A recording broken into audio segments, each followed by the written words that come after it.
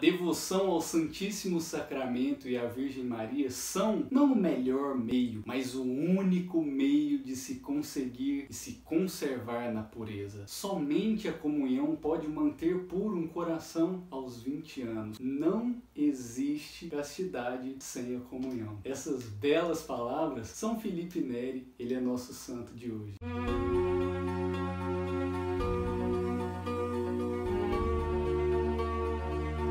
Paz e bem para você que quer ser santo, paz e bem para você que ainda não descobriu o que quer ser santo. O santo de hoje é o santo da alegria. O santo que me foi pedido por uma senhora na saída de uma missa aí no convento das Clarissas em Anápolis. A minha cabeça de velho não vai lembrar o nome dessa senhora, mas eu lembro do santo. Falaremos então de Felipe Neri. Aliás, falando em alegria, que é o norte da espiritualidade de Felipe Neri, junto com outras coisas que logo mais a gente vai ver, vale a pena citar esse local que eu encontrei essa senhora, que é ali no convento das Clarissas. É um lugar sensacional, é um lugar que tem a Santa Missa todo dia às 7 da manhã. E se você é de Anápolis, não perca a chance de ir para esse lugar que emana uma paz diferente. É muito gratificante você perceber a alegria daquelas irmãs simples, enclausuradas ali, comungando, recebendo a comunhão. Vale a pena. Mas vamos lá, Felipe Neri, por que eu trago esse desenho de coração aqui como nosso ícone de hoje? Bem, esse presente de coração eu ganhei há 2 anos atrás do meu filho. Na época ele tinha 5 anos, né? E ele fez esse coração e me deu de aniversário. E a gente vai ver que o coração na vida de Felipe Neri é uma coisa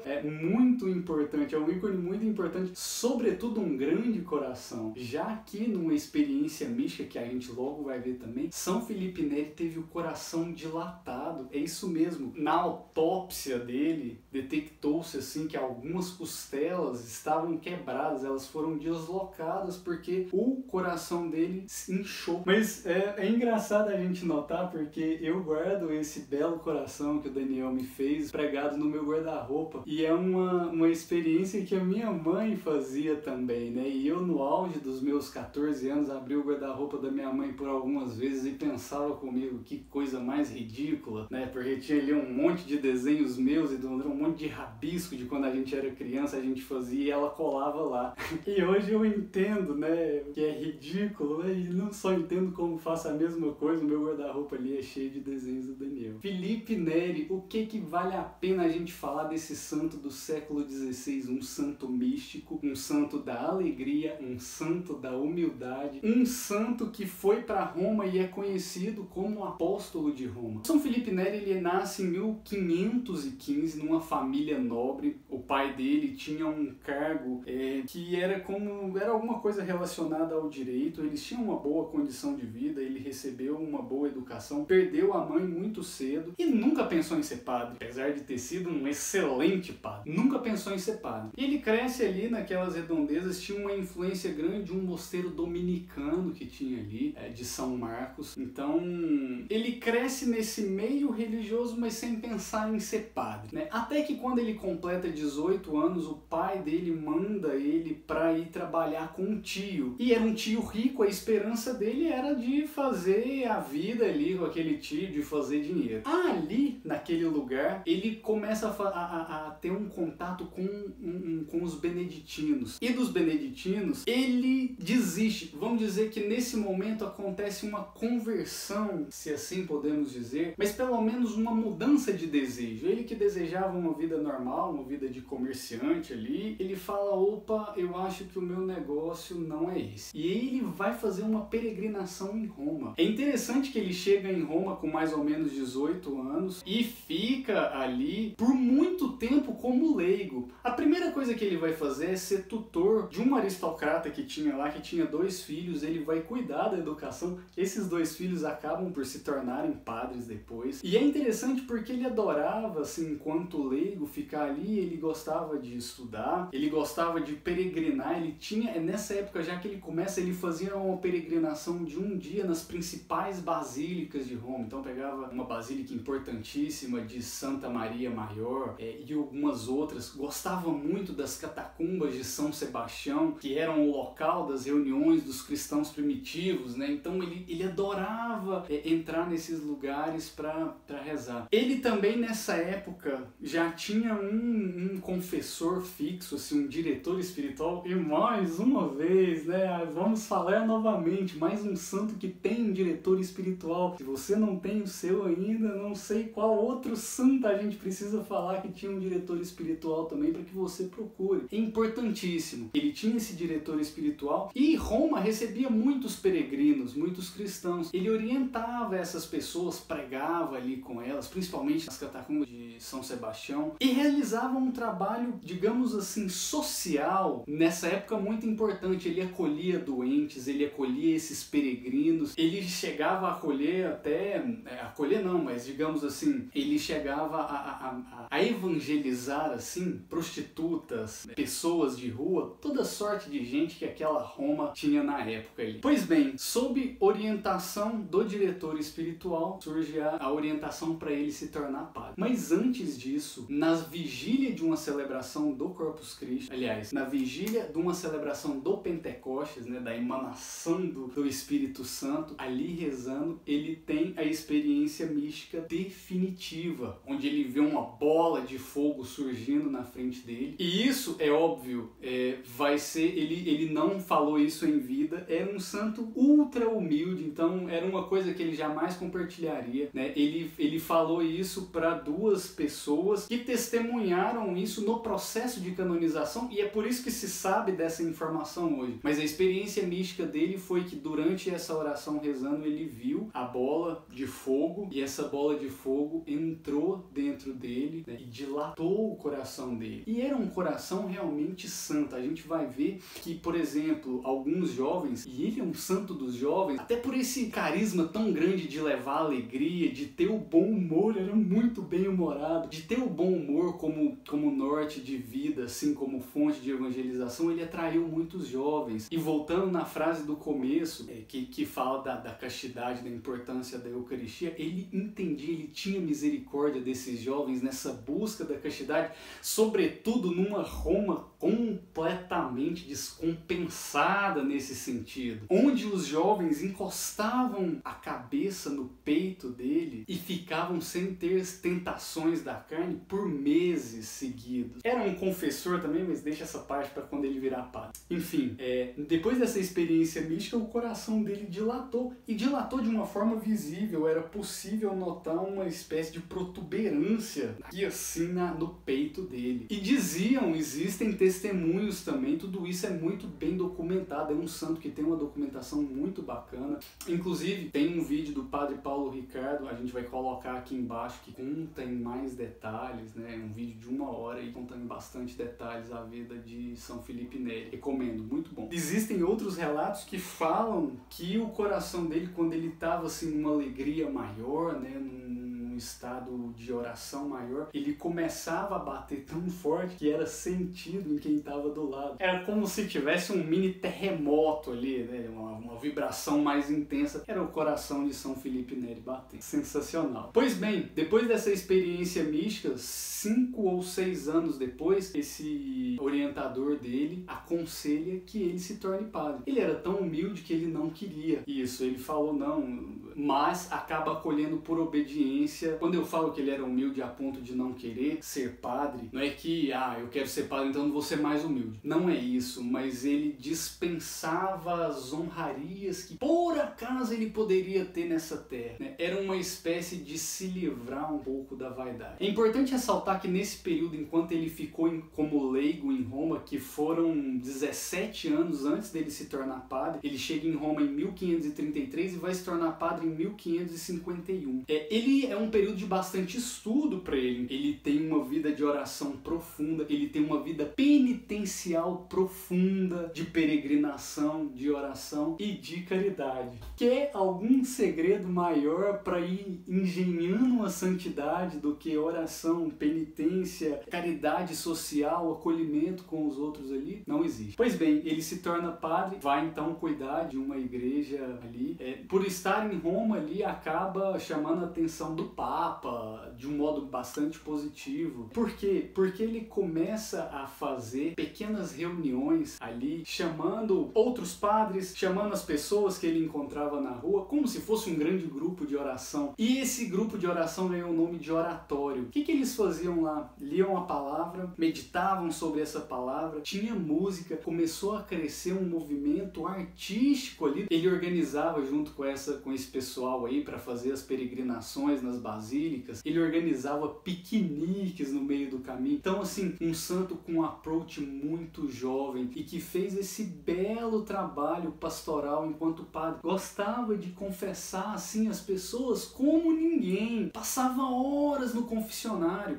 Histórias de confessionário tem muitas. Diz que tinha uma mulher que tinha um pecado recorrente, que era da fofoca. Ela falava de todo mundo para todo mundo. E um dia chegou lá para confessar, ele já tinha confessado 800 vezes com ele esse negócio e continuava a fofocar por aí. Ele um dia passou de penitência para ela o seguinte: eu hoje passando ali na rua vi uma galinha morta, eu quero que você vá lá naquela galinha, arranque todas as penas dela e jogue para cima. Aí ela achou aquela penitência um pouco esquisita, mas obedeceu. Depois ela voltou lá e falou para ele: pois bem, meu padre, eu fiz isso aí que o senhor me mandou. Agora eu quero que você cata todas essas penas de novo. Só porque o vento tinha espalhado a pena da galinha na Roma inteira. E ela falou: isso vai ser impossível, o vento espalhou tudo. Ele falou assim: são suas palavras ruins. Uma vez que você profere, você não consegue pegar todas elas de volta. Isso ajudou aquela mulher a se converter. Tem essa questão também que eu já tinha falado, de encostar a cabeça do jovem no coração dele e ser dissipado de qualquer tipo de tentação ali por meses. Tem essa obra grandiosa que ele fez do oratório, isso foi crescendo, atraindo cada vez mais pessoas, virou uma associação. Essa associação existe até hoje, existe no Brasil, existe em outros países também. Hoje ela não é uma associação grandiosa em termos numéricos, eu acho que tem cerca de 500 e poucos membros, mas continua existindo ainda nos dias de hoje. Quanto à humildade também, uma coisa importante é que ele não só viveu a humildade, ele ensinou a humildade, e de uma maneira nada convencional também. Existia um dos discípulos dele, que era o padre Cesare Barone. Esse padre, ele era um padre culto, mas São Felipe Neri viu nele uma propensão à vaidade, digamos assim, né? E colocou ele primeiro para estudar a história da igreja. E veja que nesse período de reforma protestante, né, com o surgimento da reforma protestante, a história da igreja estava ameaçada, ela precisava de alguém com bastante seriedade para fazer, né? Então esse discípulo dele, ele colocou ele para estudar essa história. Ele disse que tinha um discurso um pouco negativo também, assim, no sentido de ser muito fatalista, de falar de apocalipse, do fim do mundo, do inferno, dos pecados, e Felipe Neri pôs ele então para ensinar, né, para estudar sobre essa questão da igreja. Felipe Neri tinha a missão de deixar esse Cesare Baronius um pouco mais humilde. Ele viu isso enquanto missão. Então ele passava para ele exercícios como, por exemplo, ir comprar um vinho, mas aí ele deu uma moeda de um valor alto e ele falou: você vai lá no vinho, né, no dono da venda do vinho lá, você vai pedir para experimentar todos os tipos de vinho e você vai comprar a menor medida do vinho mais baratinho, ainda vai pagar com essa notona. Era para passar nele pequenos constrangimentos para ele aprender a se despojar de si, a ser mais humilde, né? E isso funcionou de uma forma muito grande, porque já assim, ainda leigo, esse Baroni, o que ele fez? Ele formou, conseguiu o diploma, escreveu pro pai dele feliz que conseguiu o diploma. Em seguida ele rasgou o diploma todo e usava isso como marcador de livro, né? Então é ser dispensado das honrarias humanas. O Felipe Neri foi convidado para ser cardeal. Diz que o Papa, quando ele foi numa audiência com o Papa pegou o chapéu de cardeal que era do Papa e deu para ele. E ele cochichou no ouvido do Papa assim: eu vou aceitar o chapéu, mas o cardinalato a gente aceita numa hora oportuna, que seria nunca. Ele nunca foi cardeal, mas ele recusou isso justamente para não ter essa honraria. É um exercício de humildade. Significa que outro santo então não pode ser cardeal porque senão ele não vai ser humilde. Não! A história de cada santo é muito particular e muito específica. específica. Mas teve esse fato aí de São Felipe Neri quanto ao Cardinalato. Outros milagres, muitos, um santo místico, um santo dos milagres. Vale a pena mencionar um grande milagre que um dos integrantes do oratório era um menino de 14 anos que estava um pouco doente e ele avisou para a família que se ele piorasse para chamar ele lá, que ele iria, enfim, proceder com a unção e tudo mais, né? E aí ele estava celebrando uma missa, o menino morreu. E aí ele acabou a missa, veio os familiares e falaram: ó, você já chega infelizmente, mas chega tarde. E ele falou: tarde? Não, mas ele tá só dormindo, né? E aí foi conversando com o menino acordou daquele sono, né? E aí ele falou pro menino: e aí, parece que você tava repousando assim, me conta o que você tá achando. Ele: por um minuto eu vi a minha mãe, a mãe desse menino já tinha morrido, e estão todos bem no céu. Ele tinha ganhado a unção dos enfermos. O padre Paulo conta no vídeo que ele tinha deixado um pecado para trás, e na hora dele fazer a confissão dele, ele confessou esse pecado e perguntou: você quer seguir viagem ou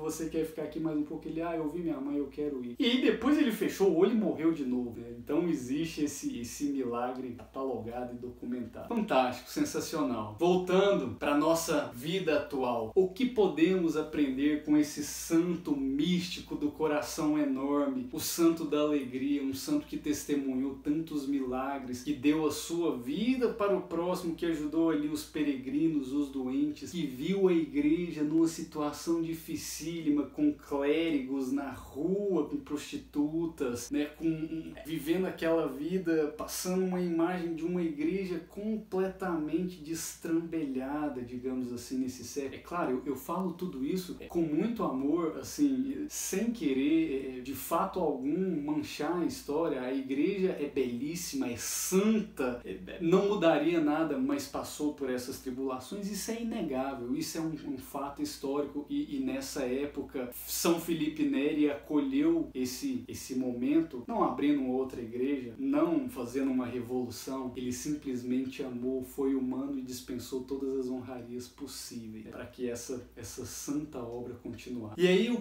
primeiro ponto que eu trago dele, inegavelmente, é a questão do bom humor e da alegria. Um santo sempre alegre, um santo que tinha uma sensibilidade com os animais, né? Então os passarinhos vinham ali, parece até São Francisco, ele tinha um cachorro, tinha um gato. Não só os animais, mas o trato com a juventude, com as crianças, né? Com todo mundo, a paciência.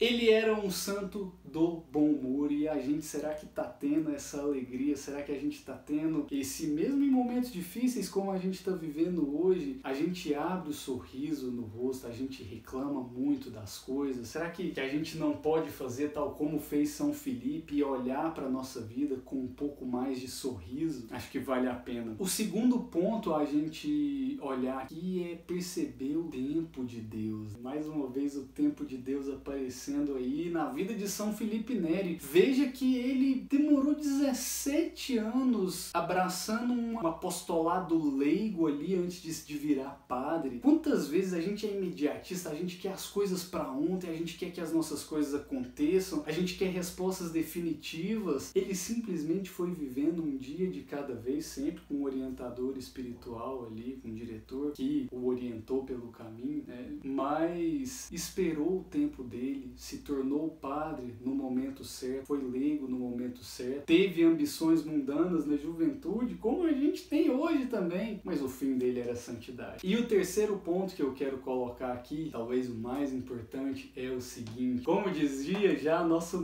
pequeno Frei Sérgio, não tem como plantar morango e colher abacaxi, né? Você planta morango, você colhe morango. O que eu quero dizer com isso? São Felipe Neri ensinou humildade para muita gente, mas ele não, hoje vou estudar sobre a humildade. Ele pegou um livro e foi estudando e ensinou. Ele ensinou as pessoas a humildade, e aqui eu coloco a humildade, mas ele poderia ter ensinado qualquer outra coisa, por causa de uma experiência pessoal muito particular, muito própria, e porque ele próprio era humilde. O que eu tô querendo dizer com isso é: não existe como a gente querer pregar e ensinar uma coisa que a gente não é. E aqui eu me coloco muito no meu papel como pai. Como que você está agindo na sua coerência enquanto criação, enquanto pai, enquanto mãe? Você exige dos seus filhos alguma coisa que você não é, né? São Felipe Neri vem explicar pra gente que a vida de um cristão, a vida de santidade é uma vida de coerência. Não existe eu ensinar humildade, eu ensinar valores, eu ensinar religião, se eu não sou assim. A gente só vai conseguir mostrar um caminho de religiosidade, de santidade, ou mesmo outros valores de honestidade, de moral, se a gente viver aquilo também. O cristão, sobretudo, ele é chamado a viver na coerência. Isso é importantíssimo. Ok? Vamos ficando por aqui, se inscreva no canal e a gente se vê uma próxima vez. Um abraço, tchau, tchau.